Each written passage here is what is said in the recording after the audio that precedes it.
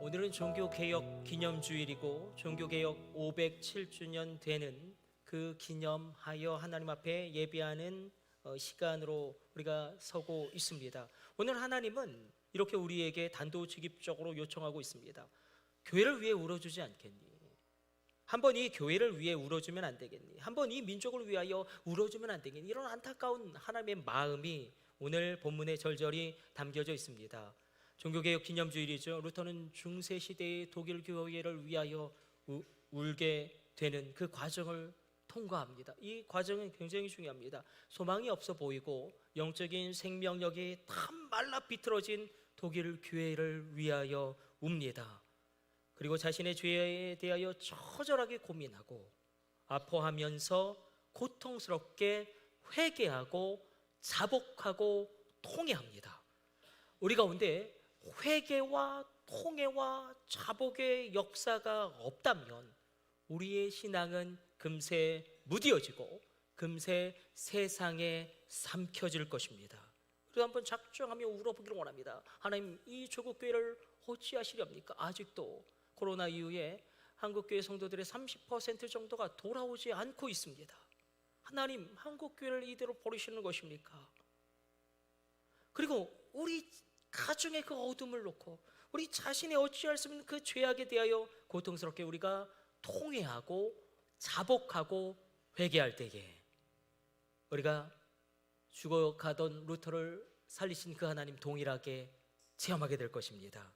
오늘 설교는 강해 설교가 아니라 주제 설교로 역사신학적인 통찰에 힘입어서 종교개혁의 역사를 한번 이렇게 훑어 내려가면서 종교개혁의 그 신앙, 그러니까 정말 중요한 것은 루터에 대해서 이야기하는 것이 아닙니다. 루터도 연약한 인간일 뿐입니다.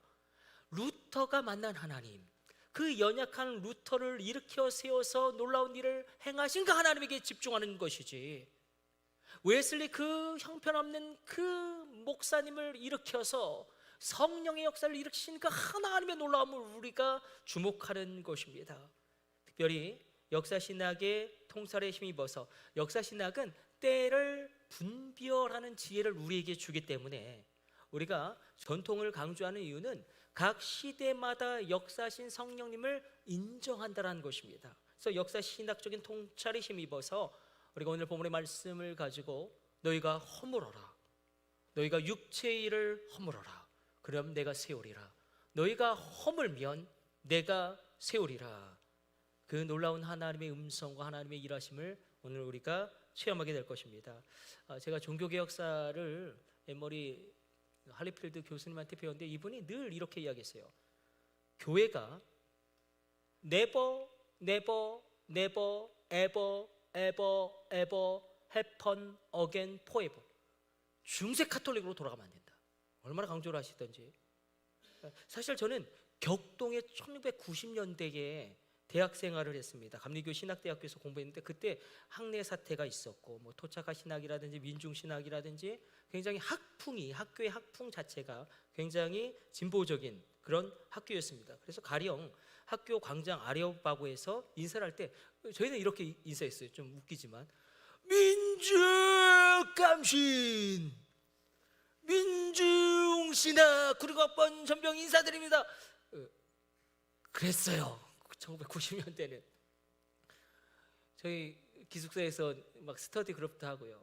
저희 방장이 또 주체 사상이 아주 탁월한 분이었기 때문에 민족에 대한 아픔, 민중과 함께하는 신학, 그런 고민이 학풍 가운데 있었습니다. 그런데 이 감신대 이덕주 교수님이 늘 강조하셨던 게 있습니다. 허물라, 그럼 주님이 세우시리라. 육체의 일을 허물라, 성령의 전을 너희의 가정 가운데 세우시리라.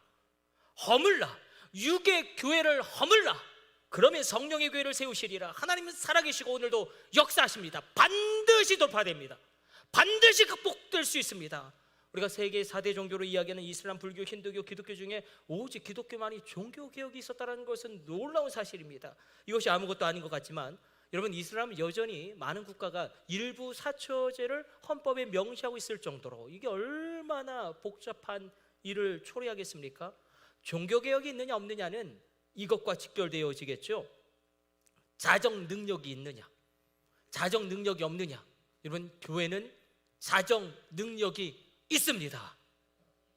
수많은 종교개혁자들, 그들에 대하여 논의하고 토론하는 것이 아니라 그들이 만난 하나님을 오늘 우리도 만나야 합니다.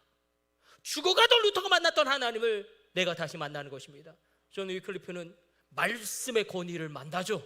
하나님의 말씀의 권위를 어디까지 만나셨습니까? 하나님 말씀이 얼마나 두렵고 떨리게 다가오십니까?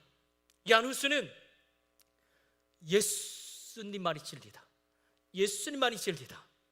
마틴 루터는 내가 과연 구원받을 수 있을까? 그 절절한 자신의 죄악 가운데 부들부들 떨며 오직 하나님의 은혜로, 하나님의 은혜로. 우리가 너무너무나 쉽게 은혜를 이야기하지만 정말 루터가 만난 하나님은 은혜를 주신 하나님, 은혜를 베푸신 하나님 우리도 만나야 하지 않겠습니까? 존 낙스가 만난 하나님 무엇입니까? 피의 메리 여왕이 그렇게 고백하지 않습니까? 나는 스코틀랜드의 모든 군대보다 기도하는 한 사람 존 낙스가 더 무섭다. 그게 유언이에요. 그렇게 죽어요. 피의 메리 여왕이. 하나님의 나팔수라는 별명을 가졌던 스코틀랜드의 종교개혁자 존 낙스가 만났던 하나님. 왕도 두려워하지 않는 담대함이 있을지어다. 존 칼빈은 뭐라고 이야기합니까? 그러나 제 자신이 주인이 제가 아님을 알기 때문에 나의 주인은 내가 아닙니다. 나의 자녀의 주인도 내가 아닙니다. 이 칼빈이 뭐라고 이야기합니까? 저는 제 심장을 도살된 것 같이 희생제물로 주님께 바칩니다. 여러분, 날마다 죽고 계십니까? 나는 날마다 죽노라. 사도 바울의 그 깊은 진리의 외침을 얼마나 어디까지 체험하셨습니까? 스빙글리는 내가 하나님 말씀을 사랑한다, 내가 주의 교회를 사랑한다. 말씀을 얼마만큼 사랑하십니까? 주님의 교회를 얼마만큼 사랑하십니까? 종교개혁자들은 단 한 가지, 그들이 행한 일은 단 한 가지예요. 에드 폰테스, 본질로 돌아가자, 초대교회로 돌아가자, 사도행전적인 교회로 돌아가자. 그래서 오직 성경이 종교개혁의 깃발이 여기서 세워지는 것입니다. 오직 성경 그대로의 역사가 오늘도 여전히 일어남을 믿으시면 아멘. 오직 말씀으로. 작년 올 4월이죠. 독일 체코 스위스 종교개혁자 탐방을 하면서 깜짝 놀란 것은 모든 종교개혁가들의 동상이라든지 초상에는 공통점이 하나 있는데 반드시 성경을 꼭 쥐고 있습니다. 그리고 꼭 성경을 쥐고 있어요. 성경을 쥐고 칼을 들고 있기도 하고, 성경을 쥐고 펜을 들고 있기도 하고. 제프 잉글리 같은 경우에는 성경을 들고 칼을 들고 있죠.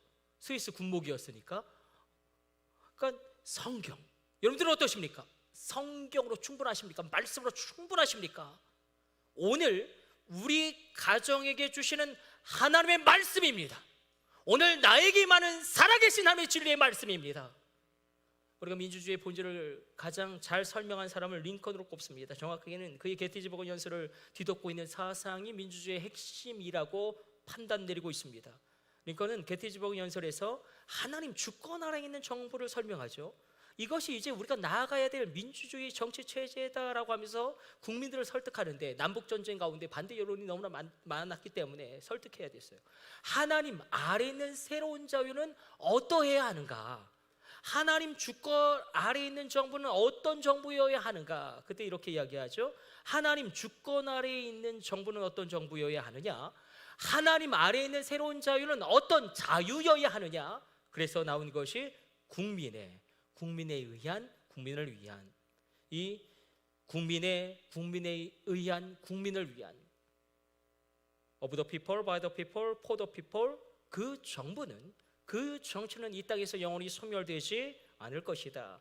사실 링컨이 이 문구를 인용한 것이죠. 종교개혁자 존 위클리프가 우리의 신앙이 언제나 견고할 수 있는 길은 무엇이냐? 내 믿음과 내 신앙이 결코 소멸되지 않을 수 있는 그 진리의 길은 무엇이냐? 우리의 신앙은 이렇게 해야 한다 설명하죠. Of the Bible, by the Bible, for the Bible. 말씀에 의한, 말씀을 위한, 성경 말씀으로 우리가 다시 한번 돌아갈 때, 말씀에 굳게 서 있을 때, 말씀에 의해서 영향받을 때에 말씀에 영향받을지어다. 주님의 이름으로 축복합니다. 말씀에 영향받을지어다. 나의 감정에 영향받는 것이 아니라, 세상의 사상에 영향받는 것이 아니라 말씀에 영향받을지어다.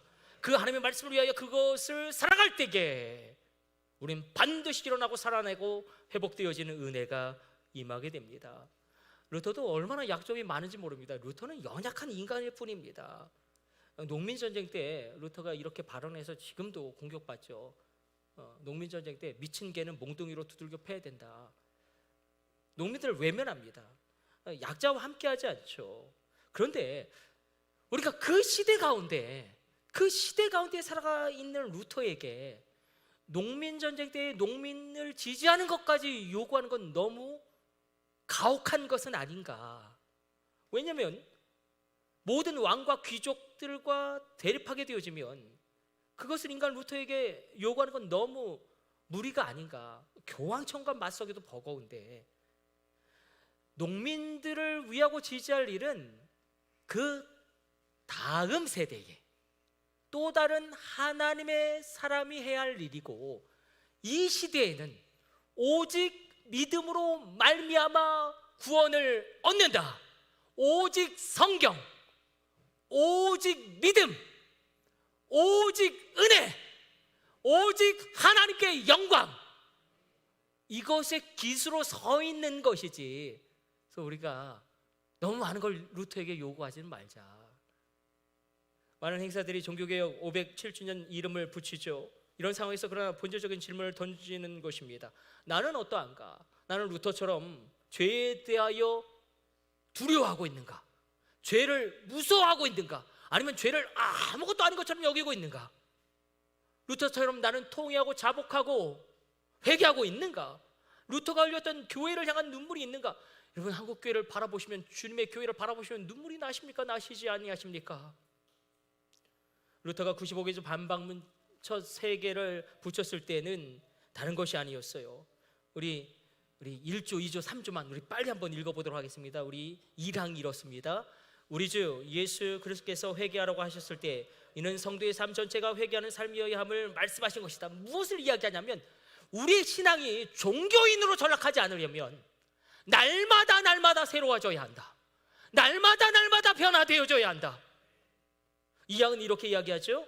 같이 읽습니다. 이 말씀이 고해성사, 즉 사제에 의해 집도되는 고백과 속죄로 이해되어서는 안 된다. 이건 무엇을 이야기하는 거냐면 말이 어렵지만, 하나님과 나다. 신앙은 1인칭이다. 하나님과 내가 하나님 앞에서 승부 보는 것이지, 나와 하나님 사이에 누군가가 있을 필요가 없다. 예수 그리스도로 말미암아 우리가 은혜의 보좌 앞에 담대히 들어갈, 그 지성소에 담대히 들어갈 담력을 얻은 것입니다. 사망은 이것이죠. 우리 같이 읽어봅시다. 이것이 단지 내적 회개만을 의미하는 것이 아니다. 내적 회개는 육신의 다양한 외적 수행을 수반하지 않나 무가치한 것이다. 말이 어렵지만 무엇을 이야기하냐면, 삶에 있어서 세상과 다름이 있느냐, 변화됨이 있느냐, 그것이 이 구원과, 여러분, 믿음은요, 복음은 강력한 것이지 않습니까? 복음은 강력한 것입니다. 나의 생각을 바꾸고요, 나의 말을 바꾸고, 나의 행동을 바꾸고, 나의 꿈도 바꿉니다. 복음의 야성을 만나셨습니까? 얼마만큼 바뀌셨습니까? 오늘 우리 말씀으로 돌아와서 주님 말씀하시죠. 허물라 내가 세우리라. 이 말씀은 유월절에 예루살렘 성전에 올라가셔서 46년 동안 수르바벨의 성전을 헤롯 대왕이 증축하고 있는 그 예루살렘 성전을 바라보시고 주님이 말씀하신 것입니다. 완공을 앞둔 그 헤롯 성전을 바라보면서 제자들을 비롯해서 많은 예루살렘 거민들과 유대인들은 그 웅장함, 그 화려함, 그 압도적인 크기를 바라보면서 정말 말할 수 없는 뿌듯한 자긍심을 느꼈을 것입니다. 너무 자랑스러워서 그 헤롯 성전을 바라보면서 이게 우리가 지은 성전이다, 그렇게 그 자긍심을 표출하고 있을 그때에 주님 뭐라고 말씀하시냐면, 허물어라 내가 세우리라. 허물어라 내가 세우리라. 세우려고 애를 쓰는데 주님은 허물라고 말씀하십니다. 허물라 세우리라. 근데 주어가 중요하죠. 허무는 것은 너희가 해라. 허무는 것은 너희들이 해라. 육체의 일을 허무는 것은 너희들이 해라. 세우는 것은 내가 하리라. 우리가 허물면, 우리가 육체의 일을 허물면 주님은 주님의 성전을 우리 가정 가운데 세우십니다. 주님이 세우시는 교회, 교회를 역사적으로 살펴보면 언제나 무너지는 교회가 있고 세워지는 교회가 있습니다. 이것이 한 시대 안에 긴장을 가지고 공존한다는 것. 무너지는 교회가 있다면 세워지는 교회가 있습니다. 바라고 원하고 축복하기는 우리 참사랑제단은 세워지는 교회가 될지어다. 부르짖어 기도하는 교회가 될지어다. 찬양할 때 하늘이 열리는 교회가 될지어다. 욕망의 바벨탑이 무너졌을 때에 노아의 순종의 방주를 세우십니다. 자기를 내세우고 하늘 끝까지 높아지는 인간의 욕망의 바벨탑이 무너졌을 때에 믿음의 사람 노아를 선택하셔서 노아의 방주를 세우십니다. 그러니까 하나님이 끊임없이 하나님의 성전을 기복의 산당으로 만들어 버리는 그때에 주님의 뜻을 구하는 장소로 다시금 만드시는 것이 사실은 예루살렘 성전이건만, 솔로몬이 성전을 봉헌할 때 뭐라고 기도하는지 아십니까? 사실 솔로몬의 성전은 어마어마했죠. 근데 뭐라고 고백하냐면, 하늘에 계신 하나님이, 온 우주가 발등상인 하나님이 이 초라한 성전에 어찌 거할 수 있겠습니까? 그러나 주님, 우리가 이곳에서 주를 향하여 기도할 때에 주는 들으시고 우리의 기도에 응답하사 우리의 죄를 사하여 주시며 우리에게 긍휼을 베풀어 주시며 상한 이 땅을 고쳐 주옵소서. 솔로몬의 기도는 다른 것이 아니었습니다. 이 작은 자를 향한 하나님의 뜻이 무엇입니까? 이 연약한 자를 통하여 무엇을 이루시기를 원하십니까? 이 나라와 민족을 향한 주님의 뜻은 무엇입니까? 그 1000번을 매일 1000번제를 드리면서 그 희생과 끈질긴 예배, 그 희생의 예배, 끈질긴 예배가 바로 솔로몬 성전이었건만, 어느덧 솔로몬이 이 성전이 허영의 덫에 갇혀버리고 이스라엘의 왕과 이 유다 므낫세 왕의 패역함과 우상 숭배가 극에 달했을 때에 하나님은 바벨론 제국을 통하여 예루살렘 성전을 친히 허무시고 스룹바벨을 통하여 회개와 성결의 성전을 일으키십니다. 이 스룹바벨 성전, 이제는 헤롯당은 에돔 족속이었기 때문에 정당성이 없습니다. 그래서 정당성을 확보하고자 예루살렘 성전, 헤롯 대왕이에요. 그러니까 어마어마한 인물입니다. 이 헤롯 대왕이 이 성전을 무려 46년 동안 증축하는데 세상의 눈으로 보면 압도적인 크기, 화려함, 어마어마하죠. 그러나 주님 뭐라고 이야기하시냐면 강도의 구렬이다. 예수님께서 예루살렘을 찾으신 이유는 무엇입니까? 단 한 가지였습니다. 기도하기 위하여 사흘 뒤로 다가온 유월절, 주님 자신의 십자가 앞에서 고뇌에 찬 기도를 아버지께 드리려고 들어갔구만. 성전은 도저히 기도할 수가 없었습니다. 왜냐하면 장사하는 사람들, 짐승 파는 사람들, 돈 바꾸는 사람들이 가득하였기 때문에, 그리고 정말로 온전하지 않은 재물, 비둘기를 무려 30배의 폭리를 취하여 팝니다. 세겔이라는 성전세를 율법에 의하면 내야 되는데 세겔은 없는 화폐이기 때문에 환전을 해주는데 이 환전의 그 수수료가 어마어마합니다. 더 이상 어떻게 기도할 수 없는 그런 상황 가운데 허물라 만민이 누구든지 들어와서 기도할 수 있는 공간으로 내가 회복하리라. 너희가 허물면 내가 세우리라. 사도 바울은 이렇게 이야기하죠.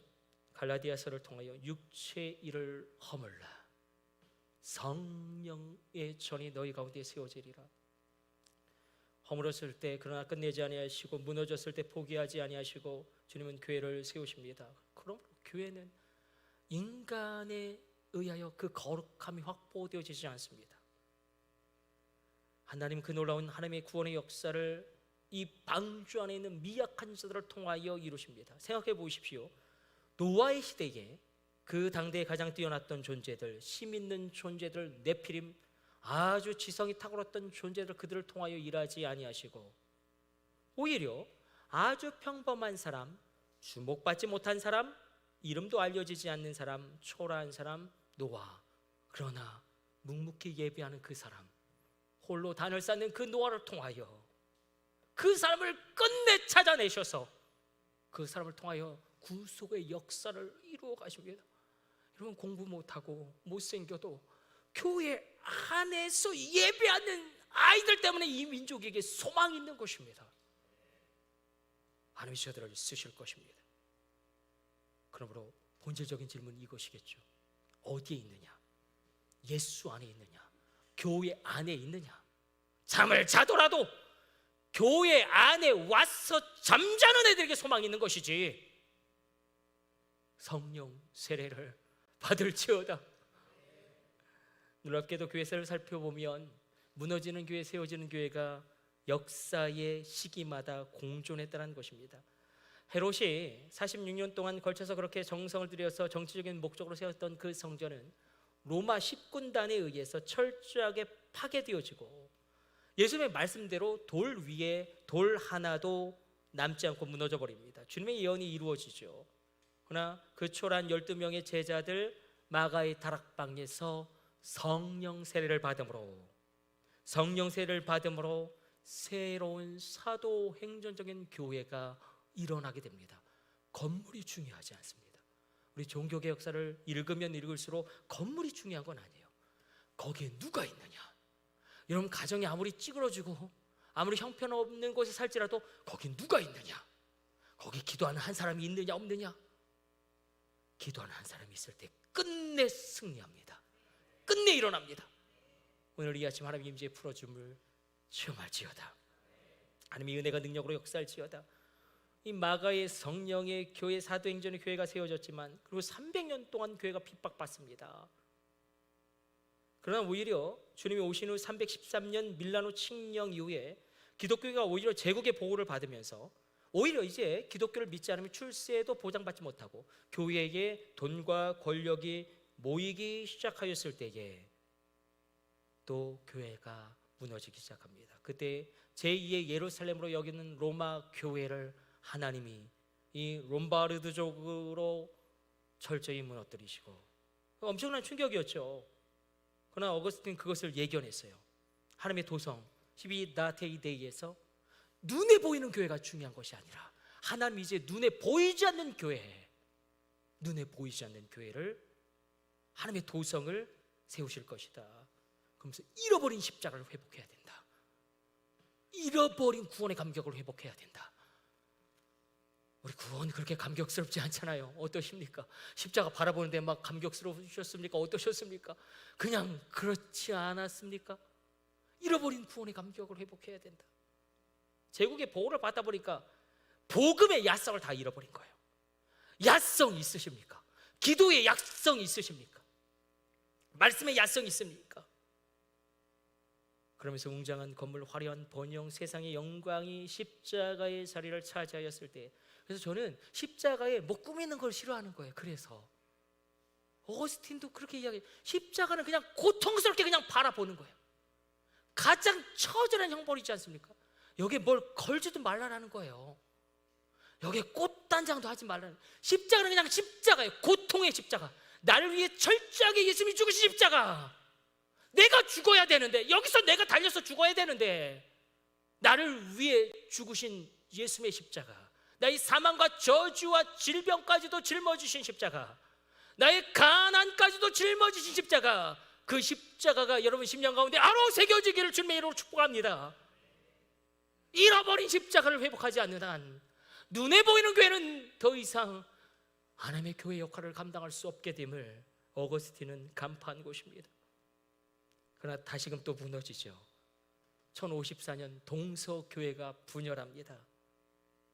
로마 교회와 콘스탄티노플이 철천지 원수가 되는데, 그때 하나님 포기하지 아니하시고 안셀름과 프란치스코를 다시금 일으키셔서 그들을 통하여 다시 십자가를 이야기하게 하십니다. 다시 순종을 이야기하게 하십니다. 다시 순결을 이야기하게 하십니다. 순결. 그건 무슨 순결을 이야기하면 그럼에도 불구하고 다시 순결을 이야기하기 시작합니다. 다시 십자가를 이야기하고요. 다시 고난을 이야기하고요. 다시 순종을 이야기하고요. 이 클루니의 수돈 개혁 운동을 통하여 또 교회를 세우십니다. 하나님이 세우신 영적 질서에 대한 절대 순종을 통하여 다시금 프란치스코 수돈을 통하여 세계 선교를 감당케 하십니다. 그러나 중세 말기에 이르렀을 때의 문제는 무엇이냐면 르네상스의 화려한 문화가 일어나면서 사실 오늘 설교의 결론이에요. 세상과 교회가 같으면 무너집니다. 여러분과 세상이 같으면 무너집니다. 오늘 이 예배한 시간을 통하여 세상에서 절대로 얻을 수 없는 하나님의 능력이 임할지어다. 하나님의 평강을 얻을지어다. 하나님의 지혜를 얻을지어다. 하나님의 풍성함을 얻을지어다. 르네상스를 거치면서 교회가 세상과 똑같아집니다. 미켈란젤로, 레오나르도 다빈치, 이 쟁쟁한 예술가들을 동원해서 웅장하게 교회를 건축하고 거기를 화려하게 꾸미기 시작합니다. 엄청난 교회 건축과 화려함에 집중하면서 그게 타락이 시작이 되죠. 면접 판매를 왜 한 줄 아십니까? 교회 건축비를 충당하기 위해서, 베드로 대성당을 짓기 위해서. 그래서 우리 종교개혁 전통에 의하면 너무 화려한 교회는 문제가 있는 교회예요. 그래서 경건한 교회, 너무 교회가 화려하면 문제가 있는 거예요. 경건한 교회, 경건한 교회. 그래서 정말로 독일의 경건주의는 여기 화분도 안 나요. 우리가 예수님의 꽃이니까, 우리 하은이가 예수님의 꽃입니다. 내가 예수님의 꽃이에요. 내가 예수님의 향기예요. 동의하지 아니하시는군요. 내가 하나님의 보석이에요. 치장할 필요가 없습니다. 그렇게 교회가 무너졌을 때, 그래서 면죄부 판매, 그래서 루터가 사실은 판판이 칩니다. 그때에 이 로마 카톨릭의 요한 에크라는 정말 대단한 지성이 있었어요. 별명이 골든 마우스예요. 얼마나 말을 잘하던지, 이 면죄부 판매를 얼마나 말을 잘하던지 논쟁을 하는데 사실 루터가 판판이 칩니다. 골든 마우스 요한 에크라. 그러나 논쟁이 저도 돼요. 진리는 진리입니다. 말씀은 진리예요. 그래서 힘 있는 것입니다. 그러나 종교개혁이 일어났지만 그 열정이 사라지고 성령을 사모하지 않게 되었을 때에 하나님은 또 실패한 한 사람, 무너진 한 사람, 다 쓰러져가는 한 사람을 선택하셔서 주님의 교회를 새롭게 하시는데, 웨슬리가 그의 증조 할아버지도 목사님, 그의 할아버지도 목사님, 그의 아버지도 목사님, 자기의 형도 목사님, 자기의 동생도 목사님. 그러나 그가 스스로 고백하기를, 내 신앙생활은 쭉정이와 같다. 말라 비틀어진 장작과도 같다. 그러나 그가 1738년 5월 24일 올더스게이트에서 구원의 확신을 얻죠. 누가 나를 이 율법으로부터 힘을 얻는 이 죄의 절망적인 지배로부터 구원하랴. 이 율법의 저주로부터 힘을 얻는 이 죄의 절망적인 지배로부터 누가 나를 구원하랴. 구원의 확신이 없었어요. 자기 혐오가 가득했어요. 올더스게이트에서 루터의 로마서 주석 서문을 듣는 순간에 나의 가슴이 이상하게 뜨거워졌다. 나는 구원을 위해 그리스도 한 분만을, 오직 그리스도 한 분만을 신뢰하게 되었고, 주가 나의 죄를 없게 하시고 심지어 나까지도 없게 하시고 나를 죄와 죽음과 저주의 법에서 구원하여 주었다는 확신을 얻게 되었다. 그리고 때가 드디어 이름에 그의 12월 31일 웨슬리 홀, 킨신, 이넴, 휘필드, 찰스 60명의 사람들이 그해 마지막 날에 모입니다. 예배하고 성만찬을 나누고 기도하고 찬양하는데, 그렇게 한 해를 보내고 1월 1일 새벽 3시가 되었을 때 드디어 성령 세례를 받습니다. 여러분을 다시금 축복합니다. 성령으로 세례를 받을지어다. 이 페트라인 성령 세례 사건으로 말미암아 웨슬리가 그의 일기에 이렇게 기록하죠. 우리는 계속 기도했고 새벽 3시가 되었을 때에 하나님의 능력이 강력하게 임했습니다. 많은 사람들이 극도의 기쁨으로 소리를 지르고 또 많은 사람들이 바닥에 쓰러졌습니다. 하나님의 위엄의 임재로 말미암아 놀라움과 경외의 순간에, 그 순간이 어느 정도 벗어났을 때 우리는 모두 한 목소리로 소리 질렀습니다. 오 하나님, 우리는 당신을 찬양합니다. 오 하나님, 주님만이 우리의 주님이십니다. 여러분, 지극히 높으신 하나님, 영이신 하나님이 임하시면 육체가 거꾸라집니다. 그러므로 오늘 이 아침에 하나님의 능력이 강하게 나에게 임합니다. 하나님의 은혜가 성령으로 역사합니다. 그렇게 은혜를 받고 나자 드디어 그가 이렇게 고백하죠. 드디어 나의 신앙생활이, 나의 목회가 이제 쭉정이 마른 장작의 그런 불붙는 놀라운 목회로 바뀌게 되었다. 쭉정이에서 마른 장작이 활활 타오르는 그런 목회가 되었다. 내가 은혜를 받게 되니 비로소 나는 내가 은혜 받은 그 자리로 성도들을 이끌 수 있게 되었다. 여러분들이 은혜를 받으면 그 은혜의 자리로 여러분의 자녀들을 이끌 수 있습니다. 먼저 여셔야 합니다. 그때 어떤 그런 성령의 교회들이 무너지고 영국도, 그러나 미국에 놀라운 대각성 운동이 일어나죠. 그리고 그 대각성 운동이 한국으로, 북한의 지하교회로, 중국의 지하교회로. 그러나 그럼에도 불구하고 교회는 또 무너지고 있습니다. 패배한 것 같고요. 이러다가는 한 세대도 가지 않아 모든 교회가 문을 닫을 것 같은 그런 두려움이 우리 가운데도 있습니다.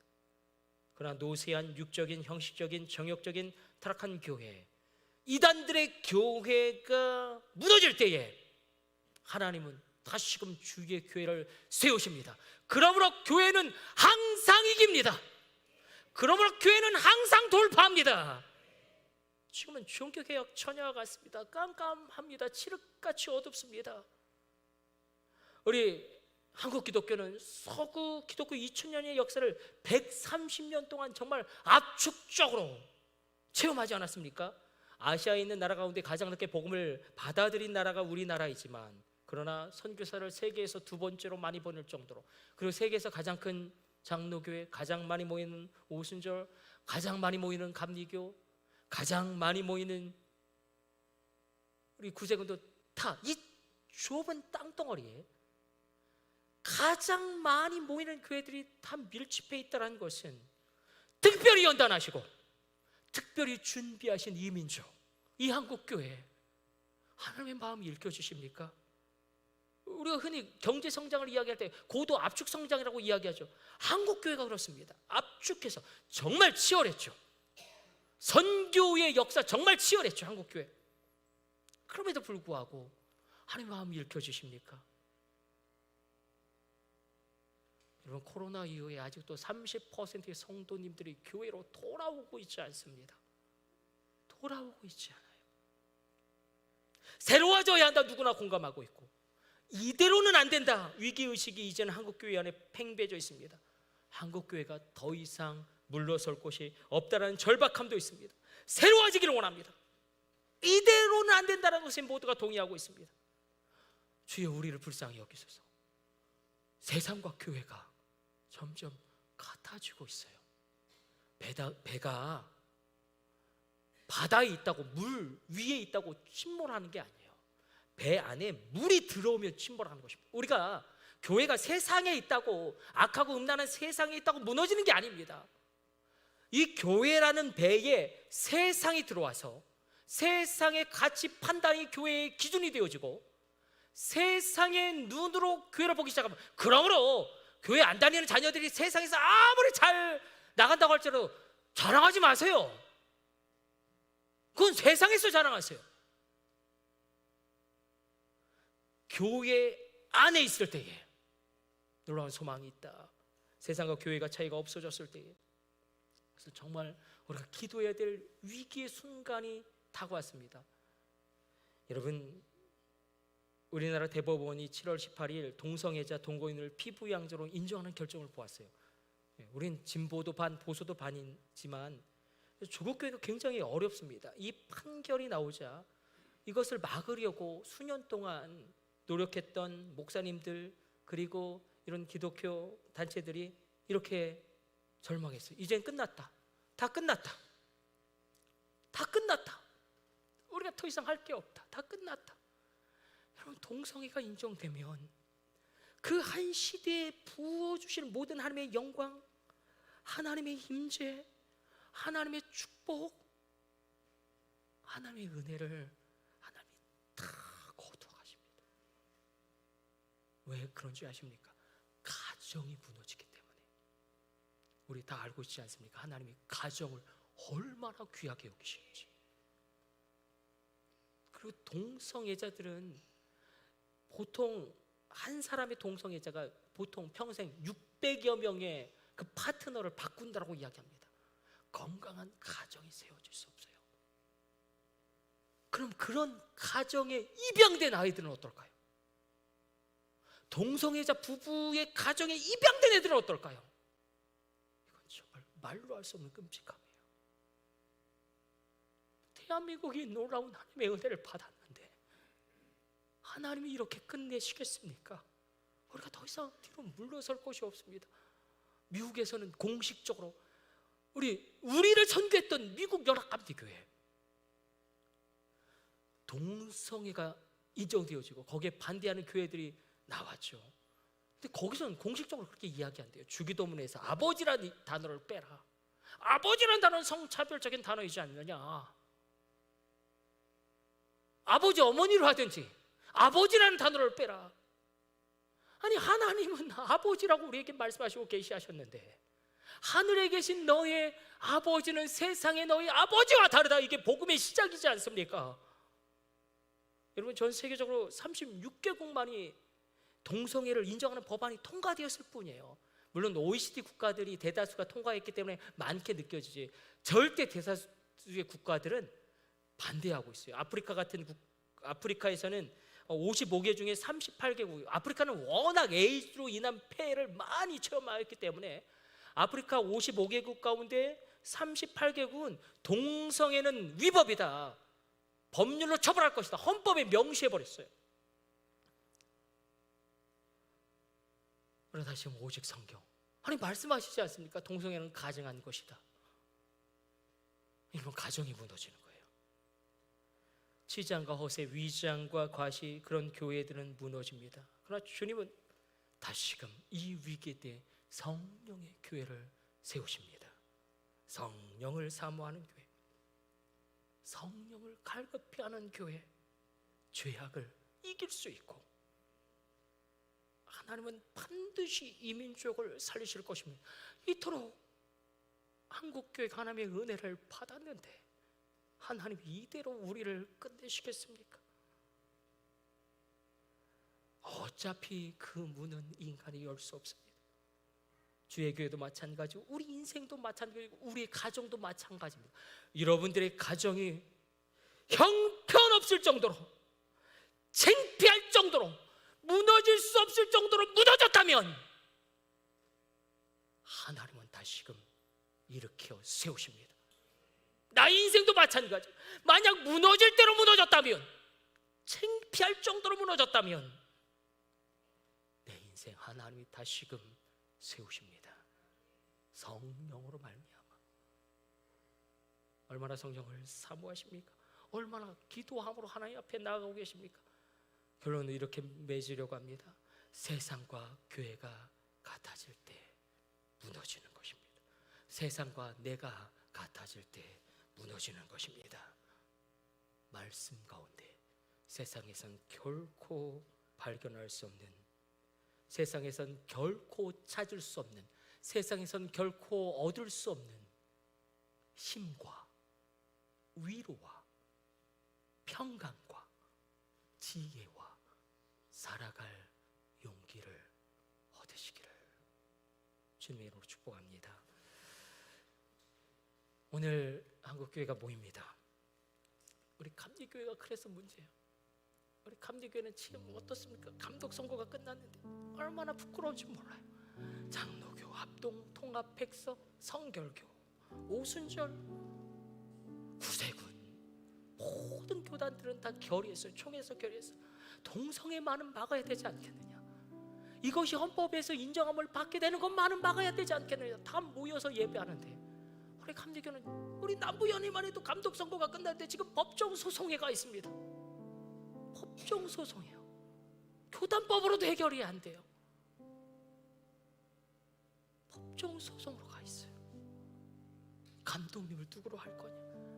교회가 얼마나 무너졌든지 세상의 판단을 받으려고 합니다. 아니, 세상을 구원해야 될 교회가, 세상의 기준을 이야기할 교회가 세상의 판단을 받으려고 하니, 그래서 우리 감리교회는 어떤 결의도 없습니다. 우리가 이 무너진 교회를 바라보면서 눈물로 기도할 때 하나님은 반드시 일으켜 세우실 것입니다. 반드시 새롭게 하실 것입니다. 무너질 대로 무너졌다면, 창피할 대로 무너졌다면 우리가 이토록 하나님의 은혜를 받았는데 이대로 끝내시겠습니까? 우리가 이토록 하나님의 은혜를 받았는데 하나님이 우리 가정을, 우리 자녀를 이렇게 끝내시겠습니까? 우리 담대함으로 반드시 하나님이 우리를 일으켜 세우시며 새롭게 하실 것입니다.